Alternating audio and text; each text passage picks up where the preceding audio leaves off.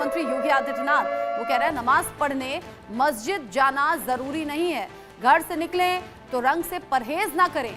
CM Yogi Adityanath ने ये बात तब कही है जब होली नजदीक है और होली जुमे के दिन पड़ रही है और रमजान भी चल रहे हैं। ऐसे में सीएम योगी आदित्यनाथ ने कहा कि आप नमाज पढ़ने के लिए जरूरी नहीं है कि मस्जिद में जाएं और अगर घर से निकल रहे हैं तो फिर रंगों से परहेज ना करें। घर से निकलें तो रंग लग सकता है, मतलब वो पहले से बता रहे हैं। जुमा साल में 52 बार, होली एक दिन आती है।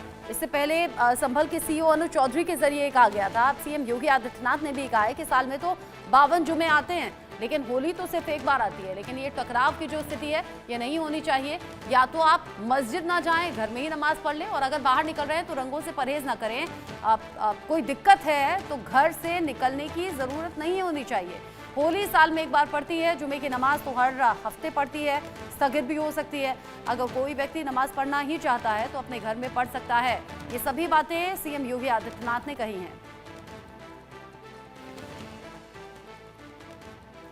होली नमाज विवाद को लेकर अलग अलग रिएक्शंस इस पर सामने आ रहे हैं। पक्ष और विपक्ष के बयान भी इस पर सामने आ रहे हैं। संभल के सीईओ अनुज चौधरी ने जब से ये कहा है कि जुमा 52 बार आता है, होली एक बार आती है, तब से मामला और ज्यादा सुर्खियों में बढ़ा और अब उत्तर प्रदेश के सीएम योगी आदित्यनाथ के जरिए भी ये कह दिया गया है कि या तो जरूरी नहीं है कि मस्जिद में ही आप नमाज पढ़ें, या फिर अगर आपको नमाज पढ़नी है तो घर में पढ़ सकते हैं और अगर बाहर निकलना ही है तो फिर रंगों से परहेज नहीं होना चाहिए। होली त्योहार है, साल में एक बार आती है। मेरे साथ इस पर बात करने के लिए निकिता सरीन जुड़ गई हैं, इंडिया न्यूज संवाददाता, ज्यादा अपडेट के साथ। निकिता, रमजान का महीना भी चल रहा है, होली भी अब नजदीक आ गई है, अब तो चंद दिन बचे हैं। अब ऐसे में सीएम योगी आदित्यनाथ का ये बयान, इस बयान को लेकर आम लोगों में क्या कुछ रिएक्शन है, जरा ये बताइए।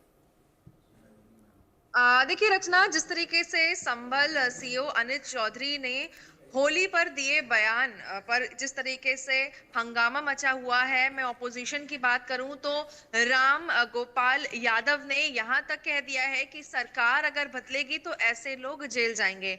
और इसी बीच उत्तर प्रदेश सरकार में जो शिक्षा मंत्री हैं गुलाब देवी ने सीईओ अनुज चौधरी का समर्थन किया है, उन्होंने सपोर्ट किया है और ये कहा है कि संभल सीईओ ने आखिर गलत क्या कहा। और जिस तरीके से मुख्यमंत्री योगी आदित्यनाथ भी इस पूरे मामले पर एक्टिव हैं, उन्होंने भी कहीं ना कहीं समर्थन जरूर किया है।